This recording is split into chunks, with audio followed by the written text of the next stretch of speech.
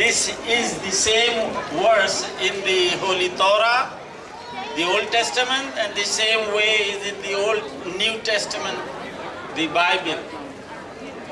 This says that every prophet from Adam to Jesus Christ used to talk about Prophet Muhammad in his every sitting and was preaching to their followers that when the last of the Prophet Muhammad will come, then follow him. There is a special relationship between Jesus Christ and Prophet Muhammad, may peace upon him, that there is no prophet between Jesus Christ and Prophet Muhammad sallallahu alaihi wasallam. And Jesus Christ in this word used to say, Inni mubashirum bi rasulin yati min ba'dihi ismuhu Ahmad. After me will come a prophet and his name will be Ahmad and Muhammad sallallahu alaihi wasallam.